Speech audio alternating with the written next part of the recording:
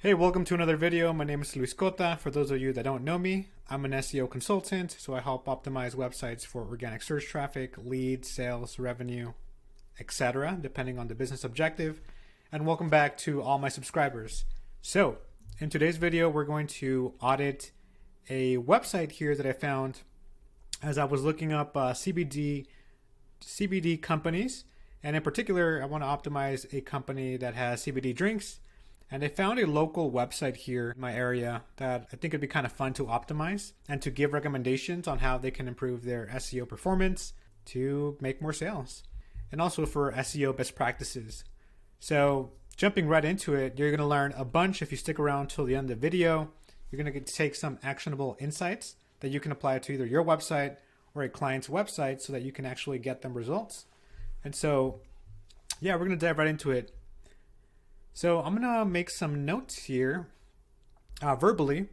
We can see that the website itself is well designed, for the most part. I'd like to do a topical analysis. So basically clicking on the website and looking at different things here, we can see that they're calling out CBD drinks and beverages. I would want to make sure that there's a keyword here. This is likely a keyword if you use something like keyword, SEMRush's keyword overview tool.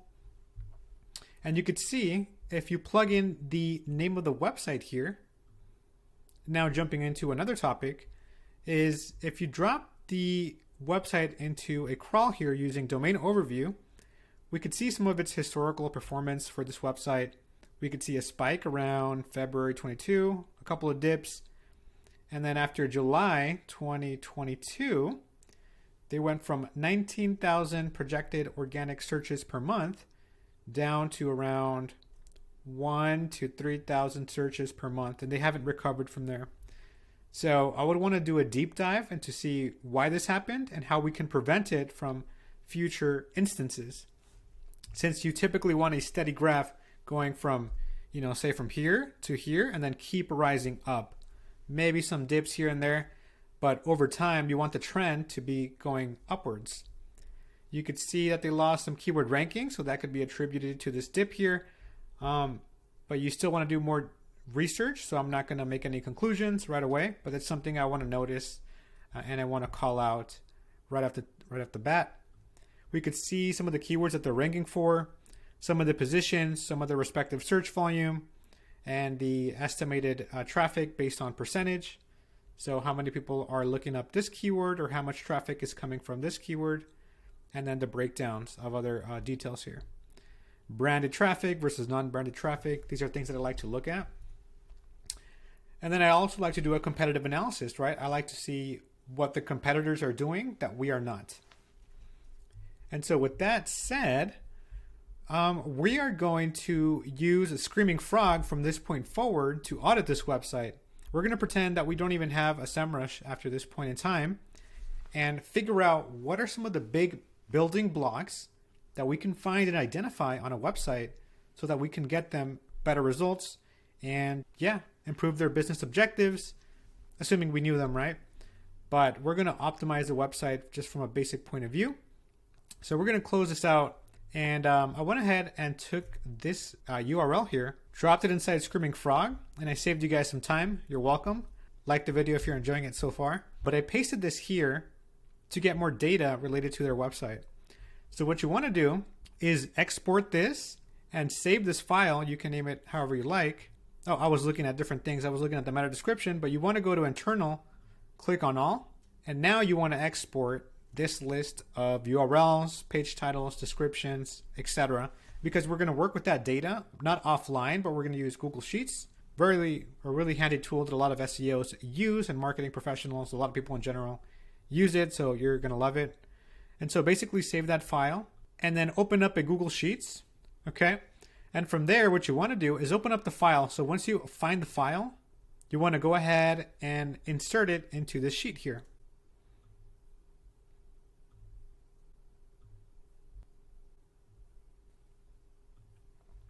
Okay, so now that I've dragged and dropped the sheet here, I'm going to go ahead and add a filter here, and I'm going to remove a bunch of stuff that I don't need. So I went ahead and did that for you guys to save you guys some time. And so we're going to trash this here, and now we have the final product of the website here. Okay, so now I went ahead and removed some of the tagged pages since we don't want to do anything related with the tag pages. Tag pages are just duplicate pages, or you could think of them as duplicates. And we don't need to see those right now. We're going to focus on other, you could say, high intent pages that are more valuable in terms of search engines.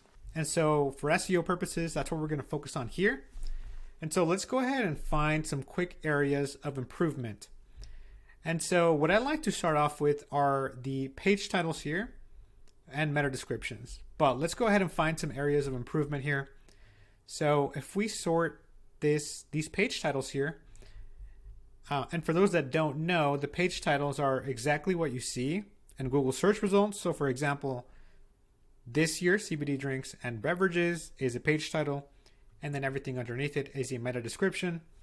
And then we have some more information related to some of the benefits of potentially buying from this company, like free delivery, 30-day returns, etc. But you can see some more examples down here. And so that's the page title. And you could see some of these page titles are very, very long. They're supposed to be around 60 characters in length, between 50 and 60 characters total in length. And so what that looks like is 50 to 60 characters versus what they have now is 155. And so right away, I'm going to scroll down and I'm just looking at the data. So we're making data-driven recommendations here to build out an action plan to improve their page title so that we can increase the amount of people actually clicking on their web pages to get them more leads or more sales for this e-commerce CBD company. So I'm going to scroll all the way down until we see 60. So I'm showing you guys live what I would do for this website audit. It won't be too in-depth, but I'm going to give you guys some actionable things that you can walk away from and actually use for your website or your client's website, etc. And so that we could see here that they have around 712 page titles. That's quite a lot, almost 1,000 page titles that need to be optimized for SEO. And so everything under that range here is okay. Now, could some of these be improved? Perhaps, perhaps they could. Maybe we could make them more descriptive to incentivize clicks, Maybe we want to say that we have a sale, assuming we have a sale. And so for a bigger project like this one, with, I believe they have thousands of pages, you'd want to dedicate obviously more time. Yeah, we could see here around over 2,000 URLs here. And so, yeah, you definitely want to dedicate more time, but this is just a quick way to find some areas of improvement. And so 712 page titles that need to be optimized, right? So one thing you could do is you could create a notes section in your sheet here. I'm going to go to view, freeze the top row. Boom. And now we have that there. And another thing you could do, there's a lot of things you could do actually, but let me go ahead and keep it simple for you guys. Let's scroll down. And anything over 60 characters in length, you want to call that out, 712. So I'm just going to say optimize page title. And I'm going to make this for 712 total. Pages over 60 characters in length. And I'm going to go ahead and drag and click shift and paste. So now we have made these recommendations here for the meta description. I'm going to sort Z through A.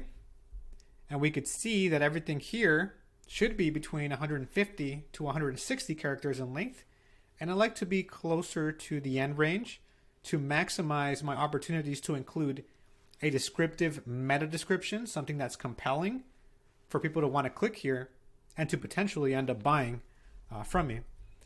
And so in this case for the company, right, we can see that these are huge. So these are going to get cut off in Google search results, guaranteed. Because if we look at the example here, look at this tiny meta description, and we could see ... here, which just means this is way too long potentially. And look at that, it's only 135 characters in length, but even whatever else they had got truncated in Google search results, which is why it's critical to have a description between 150 to 160 characters in length. And so if we copy everything that's underneath there, we can see that that goes over the range. But yeah, typically, let's make that more concise. And so let's go ahead and count how many of these. Oh my gosh, they might be even duplicated as well.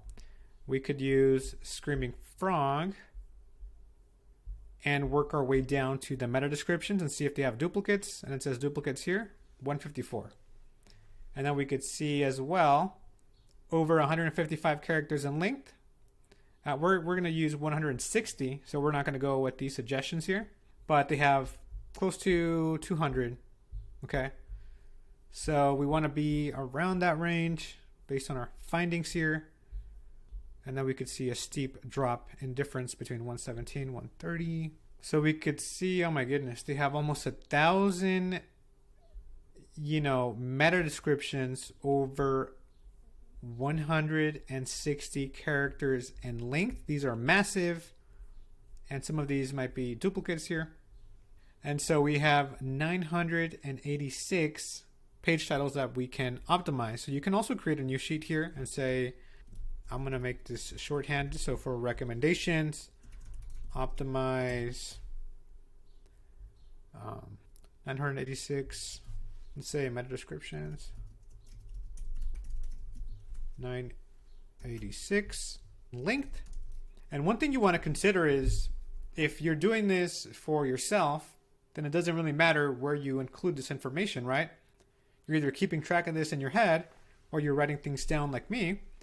But if, obviously if you're turning this into a client, like say I were to do this for a client, I would still take notes like this, but I would also have another deliverable, and I actually have another website audit deliverable that I have, and a presentation deck that goes with my findings here, just to make it, more polished, more professional, etc. And so for those of my subscribers that are wondering like, hey, how would you deliver this? How would you turn this in to a potential client? I would make a presentation deck outlining my findings, outlining the work I did, outlining the tools that I used and the process that you did to come up with these conclusions here, and then present those in a call, say like in a consultation call, walk them through how to fix these things, etc. But what's good about these is that this is applicable to any website really. But here we're focusing on CBD companies, because one thing I want to mention is that all websites have different problems and sorts of issues when it comes to the optimization of SEO on them. And so, hospitality and travel may have different set of issues on a website versus a CBD, like an e-commerce website, versus a home services website. They're all super different. The layouts are different, the designs, everything, and the industry as a whole is completely different, as you can imagine. And so not always do websites have these sets of issues. They're all very different. So keep that in mind as you're going through this. Some of them may have canonical issues as well. Some of them may have duplicate, web pages that are errant and shouldn't be there. So a lot of websites are very different. It's just something I want to mention.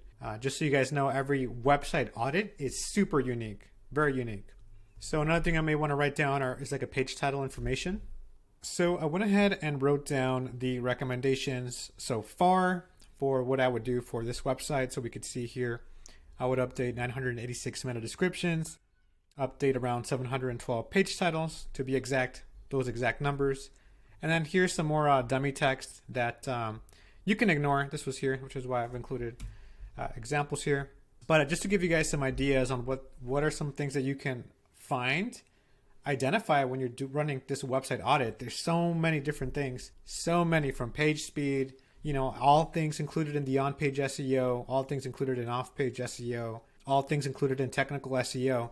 So if you know all these areas, then in essence, how to perform a website audit and make an actionable plan that will give you results for your client. And so you could take some of these ideas here and build this out further. But one thing I'd want to check as well, or how many broken pages do they have? So I may want to make that recommendation here inside the actions tab as well. Like, hey, I've identified several broken pages, and you could tag them or categorize each priority based on, is it high priority? Do we need to fix this right away? Medium priority, and then low priority items. So it's up to you, depending on the business objectives of your client's website, to determine that. And so you can look at these things here once we've identified all these other areas here. But moving on to another step, one thing you may want to check, like I said, are the broken pages. So let's do that now.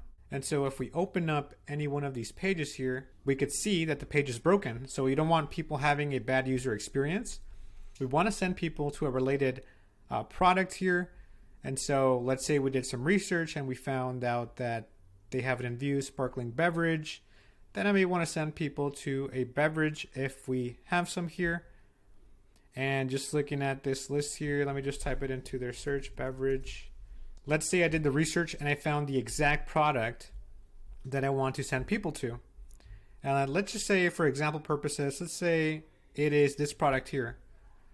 So I'm going to send people to this leaf tea product here. Obviously it's not this product, but I want to send people to another direction, right? To a new location. And so I may just want to drag this down and say this is a technical, action item that we want to work on. And I could say we have, please redirect, X. So once we identified 20, 100, 1,000 pages, X pages to non-broken pages, right? And we could say like example, redirect, this page to this new page, a working page. So for example, it'd be, I'm going to use this page here, which is the one I think I mentioned previously. So let's just say we did the research and we're like, yes, we want to send people to this exact page here. Or actually, let's send people from the broken page to that page.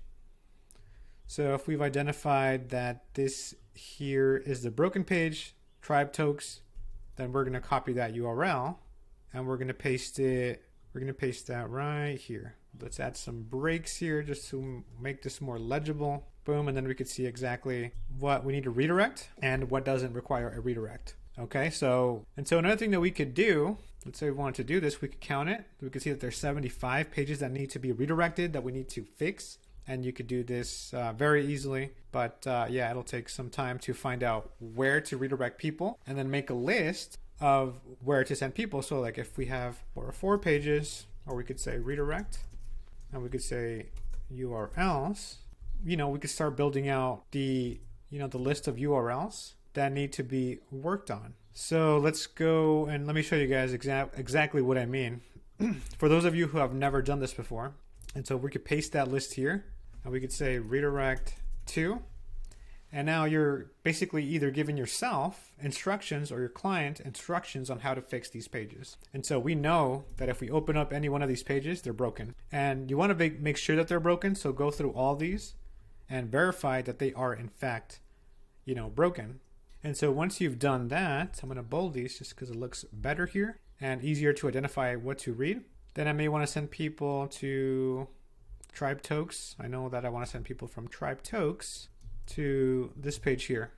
Boom. And then you have the instructions on how to fix some of these issues as well. So this is a very powerful thing to do because you're currently, this potential client here, or this example client, I should say, is missing out on potential purchases, more organic traffic, more leads, from actually buying some of these products that, people who reach the site don't have access to anymore because they have broken pages. So we want to send people to a related product that will potentially yield any conversion, so on a purchase for this e-commerce website. And if you're getting value out of this video so far, go ahead and drop a like or subscribe if you haven't already. I'll be dropping more videos to show you guys more tips on SEO. Okay, and so maybe that's another technical action item that you could find here. I think there's around 75, so I may want to include that here. And another really, crucial thing that you want to do is you want to look at different things here, which is why when I pulled in this data here from the Screaming Frog crawl and I organized this data, I made it in a way that I can start looking at things from left to right. So like the status codes, something you want to do when you're doing a technical audit. Status codes, you get more information related to this here. The indexability, do we want to have no index pages? And if so, which ones? which ones should be discoverable, right? Like your product pages, product category pages, your home pages, all the money intent pages or transactional pages. You want those to get discovered, right? And so you'd want to research on why some of these are not indexable. And that reason could be a wide variety of reasons. So you want to do some research on that. And you want to mention like, hey, why are these no index? But in this case, they're broken pages, so they're not going to be discovered. So we want to get those redirected. Okay, and so let's go ahead and find out some more issues here that you guys can, take away from this audit here, this example. But when it comes to status codes that are 301s, you want to make sure that people are being sent from location A to B correctly. And so if we open up this education page here, we could see they have a Shopify URL here. I would fix this URL. So now that I'm looking at this URL here, I would look at all the URLs and make sure that they're sorted, they're clean, they're simple, they're easy and legible to understand. And if they're not, then I want to make a recommendation about that. So I would actually include that, in the actions tab here. And eventually you want to take these recommendations and, put this in a more legible form where people who are getting this audit can easily digest it. And you want to make a call potentially so that you can explain exactly what each one of these things means and how to fix them, etc. Or at the very least, tell them that these are issues that you've identified on their website. I have a copy here of a presentation deck that I'm not going to show you all of it. I'll just show you a couple of sections because this was for a previous client here. And so you could see some ideas of how you may want to structure your presentation deck, but also you could probably find some online and just get some ideas and inspiration, do some YouTube, searches related to what a presentation deck should look like. But like I said, just cover like what are your findings? How did you come up with those findings? So walk them through the process. If you're turning this into someone, and then, have a call with them so you can break things down even further and answer any questions that they may have there. And so, you want to make sure that all the status codes that you see here are pointing to the right location. So, and if they're not, then you may want to include that in the actions tab here and say like, hey, I noticed that this page here is going to a way different page that makes like no sense and is not relevant. That's what I mean by no sense. And so you could tell them like, hey, send these people here to this location. And so looking at 301 status codes is important. We know that these people who land on these pages are going from point A to a point B, but we just want to make sure that they're landing in the correct point B location. So I would do some research there. And then status codes of 0, I've never seen these before. They sometimes come up. So I guess let's see here. It looks like this may be an automatically generated page because we could see a question mark here as a parameter, also known as a parameter. And that just means like, hey, I want to sort some of these products based on a specific criteria. In this case, best selling, just by reading the URL.